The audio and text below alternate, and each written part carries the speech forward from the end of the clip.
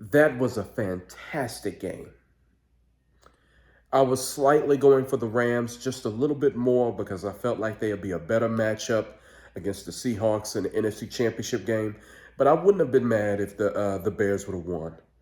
Um, that throw at the end of regulation by Caleb Williams was phenomenal. But the pick he threw in overtime was egregious. The curse of the golden arm. Caleb Williams is supremely talented. He went number one in the draft for a reason. This man can literally make any throw. Any throw. But that's what's going to get him in trouble unless he reels that in and learns how to pick his shots. He got a little bit of that hero ball in him, like Josh Allen. Caleb Williams is going to be okay, but he has to reel in that golden arm mentality. I can make any throw out here. I'm just going to go for it. You see where that led Josh Allen. Ben Johnson he's gonna get to Caleb Williams. Ben Johnson did a phenomenal job. Matt Eberflus was fucking horrible. And then we decided to hire him. And then we fired him a year later. Ben Johnson has done a wonderful job molding Caleb Williams and building that team. He's done a wonderful job turning that team around. I can't stress enough how much of a job he's done. Caleb Williams, he had a phenomenal sophomore year. It just wasn't good enough against the Rams. Matthew Stafford did not have a game. He didn't have his best game. Truth be told, last week he didn't have his best game. I still think he's MVP. But Matthew Stafford, also you have to understand, these defenses in the NFL, in the playoffs, they're intense. They're intense. At least he didn't throw 4 picks like C.J. Stroud. At least he didn't have 4 turnovers like Josh Allen. At least he didn't have 2 turnovers like Drake May.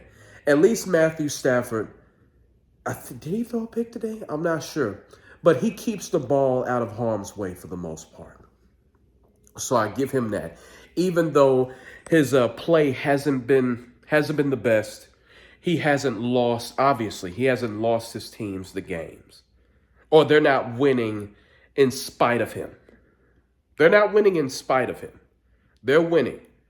He makes the right reads. He makes the right throws at opportune times. Even though the game isn't pretty a lot of the times, he makes the right play when it matters most. That's what you want your quarterback to do. And I got to give him that. But Caleb Williams, man, I see why Ben Johnson was salivating at the mouth to get to Chicago. You know, when I think of Chicago, I don't think of it as a destination where head coach, the head coaching vacancy is like a hot commodity. I don't think of it as like, oh my God, I got to get to Chicago. I don't think of it as that. I don't. But Ben Johnson was like, that guy right there, that supremely talented thrower of the football, I'm going to mold him in ways that the NFL has never seen. I'm going to get my hands on that guy. Pause. I'm going to get my hands on that guy, and I'm going to mold him into Chicago's version of Aaron Rodgers. I think he has the talent. Aaron Rodgers, in my opinion, before Pat Mahomes came, was perhaps the most talented quarterback I have ever seen. The most talented quarterbacks I have ever seen with my own eyes. I'm about to be 35 next month. With my own eyes, Aaron Rodgers, Pat Mahomes. Those are the most. Now, I think Tom Brady is the GOAT, but I'm talking about just talent. Aaron Rodgers and Pat Mahomes are the greatest talents at QBs, at the QB position that I've ever seen. And Caleb Williams can definitely join that group. Man, he can make any throw. He just has to learn to pick his spots. And as much as we like to rag on him painting his nails and doing some questionable shit, this man really does have ice in his veins. And he's not afraid of the moment. He's not. When I look at CJ Stroud, I look at someone, the moment was just too much for him. He doesn't have the mental fortitude or the toughness to succeed in this league. You could just look at him, look at his eyes. He just doesn't have it, man. You can look in a man's eyes and tell if they have it or not. Caleb Williams got it. He's not afraid of the moment. He's not afraid to put the whole team on his back when need be. And he's a second-year pro. And you can see in his eyes the fire, the desire, the intensity. Caleb Williams is going to be a problem, man. He truly is. If he can learn how to pick his spots with that talent, he's going to bring Chicago back to glory. He is. He's a bad man. He is a bad man. But with all that being said, I got to do it, dog. I got to do it. Caleb, you were when you had to pull a rabbit out of your hat, you did. I give you that. So I'm going to give you all the snacks in the house. You're not going to have to sit on the floor. You can enjoy this comfy ass couch. I got to sit you down though.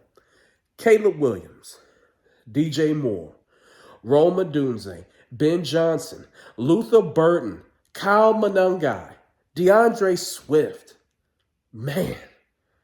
Nahshon Wright. Nahshon Wright used to play for the Cowboys, man. And he's being successful in Chicago. Golly, man. Sit y'all motherfucking asses down. Sit down. Sit down. Sit down. Man. Even though the first game was infuriating to say the least, I will say this game right here made up for it. This was a damn good game. I enjoyed every moment of it. I did. We got the Seahawks-Rams next week. Let's see. The AFC side don't really care for the Patriots. And, of course, Bo Nix, fractured his fucking ankle on a fucking kneel down. That's crazy. That's crazy. But I still think the Broncos, they're playing in their home environment. I still think that they have enough to eke out a win against the Patriots. If their defense, I think their defense playing at home, they'll have more opportunities to take the ball away than the Texans did today. I think they're going to give Drake May fits. I do. So I think if I had to make a prediction now, I don't like betting against Matthew Stafford. I don't. But Seattle, man, I think it's going to be a rematch, Seattle and Denver, for the Super Bowl. I do. But it's kind of hard for me to bet against Matthew Stafford. If he goes into Seattle and beats the Seahawks, I would not be surprised. If Drake May goes into Denver, I don't care that Jason Stidham is going to be the quarterback for the Broncos. I would still be shocked if they went into Denver and won that game. I would. Because no matter what, Jason Stidham is not going to be as bad as CJ Stroud was today. I'm sorry, he's not. So I would be shocked if the Patriots go into Denver and win that game. I would. But I see it as a Seattle-Denver rematch. Y'all remember that shit from a few years back? What was that? When did Seattle beat the Broncos? Was that the 2013? Because 2014, the 2014 Super Bowl, I think, was when the Patriots beat the Seahawks. Yeah, so it was 2013. The Broncos beat the Seahawks beat the Broncos. Yeah, and then the following year, the Patriots beat the Seahawks.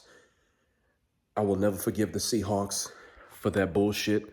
But maybe the Seahawks can win it all and redeem themselves from that bullshit. They cleansed themselves of Pete Carroll, Russell Wilson. They got that bad juju, that stink off of them. So maybe they'll get their second Super Bowl this season. We'll see. But I catch y'all later.